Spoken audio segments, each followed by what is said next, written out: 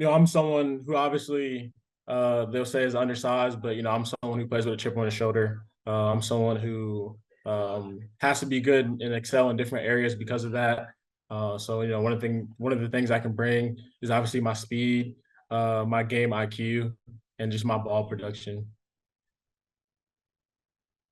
Nate? Hey, Micah, do you see yourself as like a nickel corner? Is that what you played a lot in college, or what's kind of your background there? Yeah, so I started outside corner, but obviously I feel like I'm very versatile. My freshman year at Marshall, I started at safety because it's what they needed and it's what they asked of me. And I played a couple games at nickel. So anything the coach need me to do, I feel like I can do that, whether it's being at nickel or being outside. Have they talked to you much about playing in the nickel? Yeah, they talked to me about just having that good range of playing both. So probably nickel if that's what they need at that time. James? Mike, if I'm reading this correctly, your dad got drafted as well. So can you maybe speak to just how football has kind of defined your family, and then maybe how did you find your own identity in that sport? Yeah, he got drafted third round. My dad was kind of one of the dads who kind of just let me kind of choose my path of what sports I wanted to play. Obviously, football was the one I chose. I just got football bloodlines. My cousin was Tim Jennings, who actually played for the Colts. I got a dad who played in the NFL for 9 years. So just growing up and having different role models was good for me just to find my love and passion for the game. Lara? Micah, you and your dad may have each had your own journey. He let you choose your path, but to be able to share this moment and being selected with him, what has this day been like for you and your family? Yeah, so actually, I have a lot of family over right now. If you can hear them, they're all outside screaming. But my dad is actually, he has a game. He's the DC for the UFL team, St. Louis Battlehawks. So he was definitely on FaceTime with me though. So just being able to share a FaceTime call with him and him seeing it is just it's cool, super emotional. Even now, like I still don't even know how to handle my emotions right now. So What has been maybe his bit of advice or anything that he has shared with you in, getting an opportunity and capitalizing on it when you get to the NFL? yeah, his biggest thing was always just, you're going to get an opportunity. You made plays, you have the film for it, you're going to get the opportunity. It's not about winning, but it's just about what you do with it when you get it. So Joel? What was your contact like with the Colts throughout the process? Have you been talking to like the defensive backs coach and stuff the whole time? yeah, we've been in good communications. Obviously, I took my top 30 there. And obviously the 30 visit for me was really good. I enjoyed myself there, and I think on there and they enjoyed having me too. So I loved it, and I feel like at the end of the day, I am where I need to be.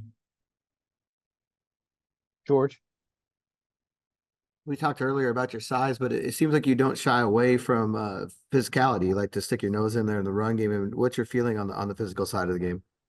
Yeah, I can't. I wish I was taller, but you can't do much about that one. So again, you got to excel in different areas. And be better than most. I'm never the one to shy away from anything, whether it's getting the ball in the air, making a tackle. Yeah, I'm never one to shy away from any of it. Raven?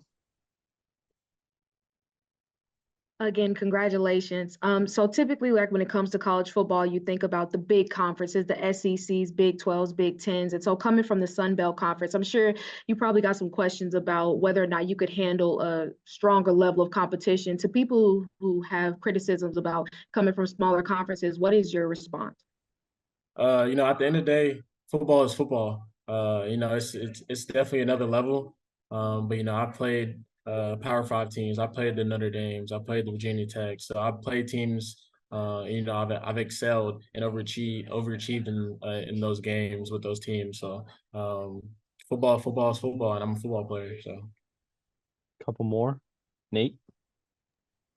Yeah, it was interesting you said that your cousin's Tim Jennings, because I was around him in Chicago, and he's basically the same size as you are, but he was known for just how many interceptions he could get. So have you trained with him much, or do you get, learn anything from the way he used to play? I have not trained with him much. When I took my coach visit, I was on a phone call with him for a little bit.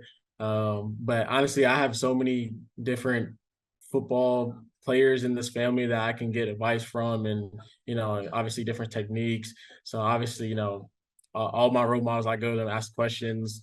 If it comes up a technique problem, then I ask them, what should I do?